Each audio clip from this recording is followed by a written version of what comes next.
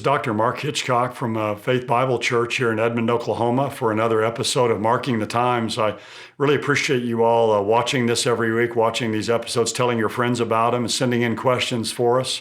It's a privilege to talk with you every week and just share with you some things that I see happening in the world and answer questions you all have.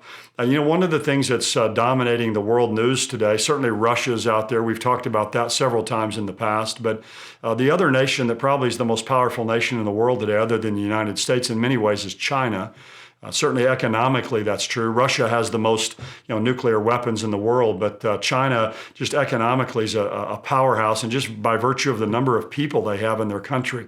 We're reading a lot about tariffs and all kinds of economic wars between the United States and China. And certainly people look at China today and they say, China certainly has to be a major player in the events of the end times. There's a couple passages in the Bible, in the book of Revelation, where people find China in Bible prophecy. And let me just mention these to you. In Revelation chapter 9 and verse 13, the sixth trumpet judgment is blown. And notice it says, "And the sixth angel sounded, and I heard a voice from the four horns of the golden altar, which is before God, and saying to the sixth angel who had the trumpet, release the four angels who are bound at the great river Euphrates." So these are four fallen angels.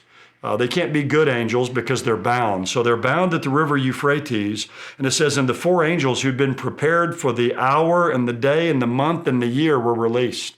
So God has this down to the very day. So that they can kill, it says, a third of mankind.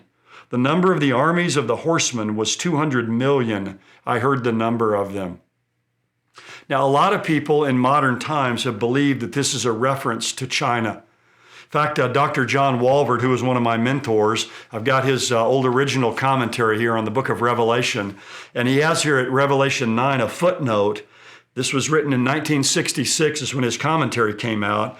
He says, in Time magazine, May 21st, 1965, page 35, that Red China alone claims to have a man and woman militia of 200 million, exactly the figure in Revelation 9:16.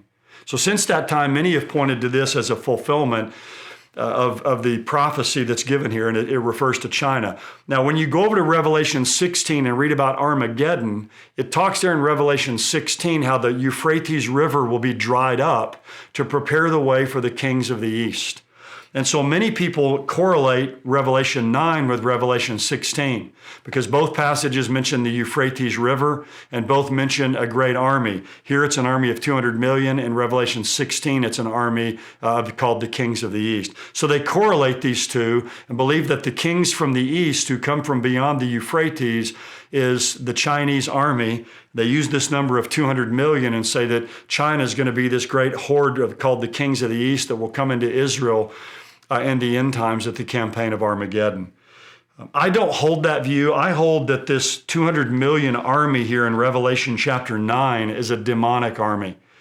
Several reasons I hold that. One is the fifth trumpet judgment is a demonic army. So it makes sense to me that the sixth trumpet is a demonic army as well. Also, there's the four fallen angels who lead this army. And with angels leading them, fallen angels leading them, it makes sense to me that this army is demonic as well. But really the most interesting thing is it talks about these armies here and these horsemen, and it says that out of their mouths come fire and smoke and brimstone. That's only mentioned 4 times in the book of Revelation, and it's always associated with hell or the underworld. So I think this is a 200 million demonic army that comes out onto the earth, not the Chinese army. Now, I do believe in Revelation chapter 16, where it says the Euphrates River will be dried up to prepare the way for the kings of the east. We don't know who the kings of the east are specifically. It is plural, so it's kings. But they come from east of the Euphrates River, and certainly China in the end times could be a part of that. And I think that's probably likely that that's true. But I think to correlate Revelation 9 and Revelation 16 and make this the Chinese army and the 200 million and all that, I don't hold that view. Now, a lot of good Bible teachers do, many still do.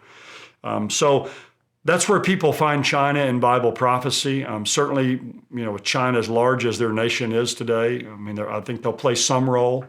I always like to say, you've heard me say this many times, there's going to be a lot of twists and turns before we finally get to the fulfillment of these prophecies. But I think China will be a part of that Kings of the East. Anyway, I hope that's helpful to understand a little bit about why people find China in prophecy and the view that I hold. Thank you so much for joining us. God bless you, and we'll see you next time.